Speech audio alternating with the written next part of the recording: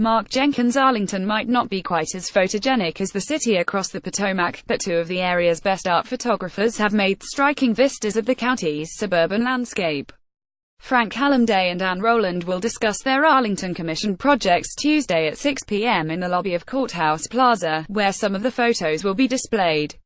Both artists' photos have been visible for a while, if not in the most accessible places.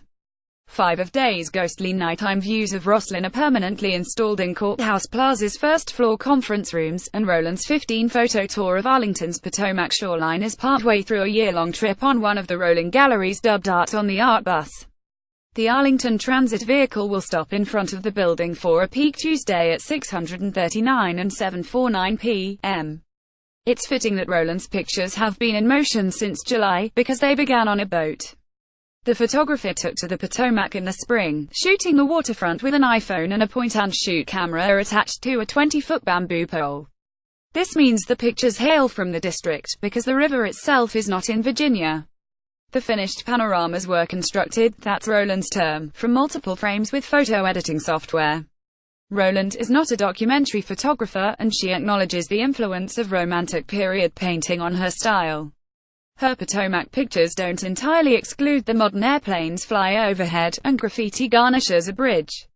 But anyone who encounters the photos on the art bus will find a pastoral vision quite unlike what they can see out the window. Day makes pictures that imbue the everyday with vivid strangeness.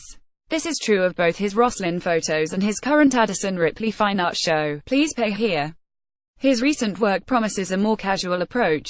Day no longer uses big serious gear, he writes, and most of these prints are smaller than his usual ones. But they're still eerie, with a film noir vibe that comes from shooting after dark and through streaky glass, scratched plastic or various sorts of water vapor.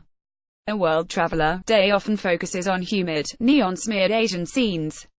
This selection includes glances at Bali, Bangkok and Singapore, but also Berlin, Sudan and New York.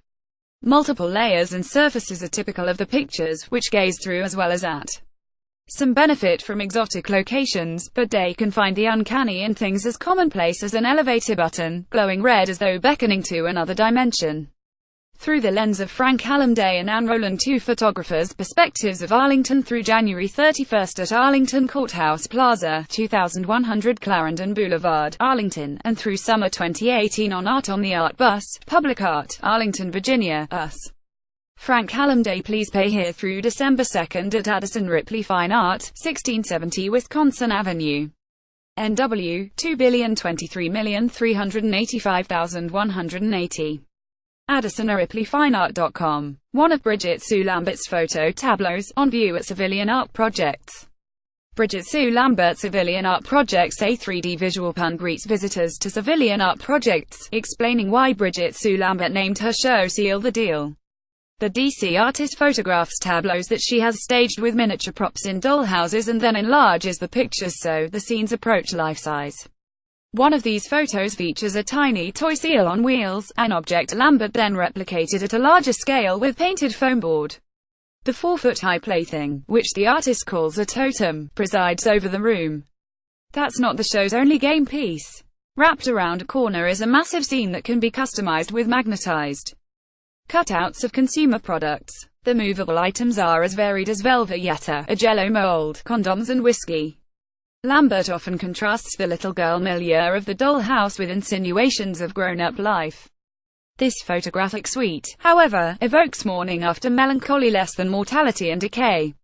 Although many of the props appear fresh and new, their setting is rusted and stained. Thus Seal the Deal suggests not just childhood's end, but the eventual decline of everything.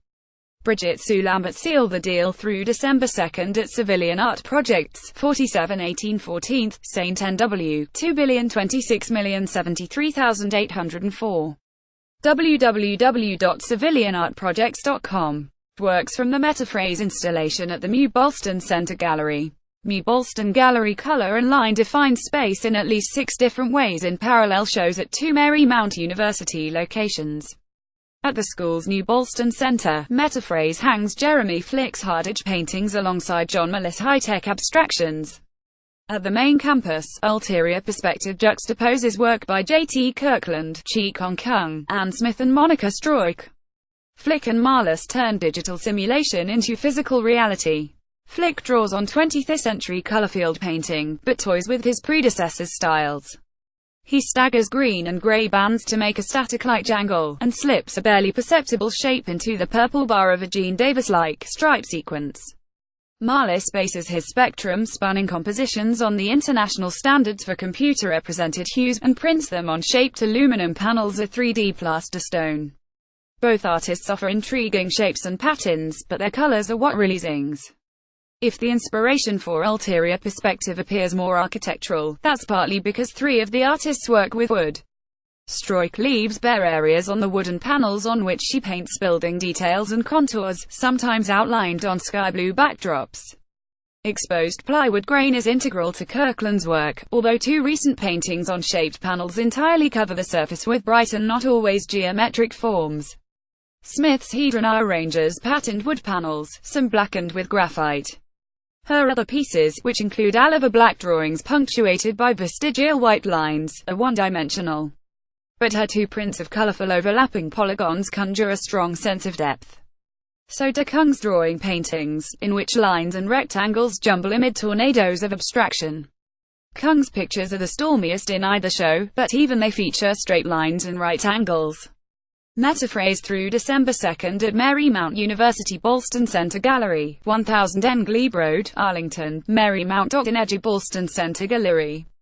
Ulterior Perspectiva through December 1st at Barry Gallery, Marymount University, 4728 N 26th Street, Arlington, 7,032,841,561, marymount.edu.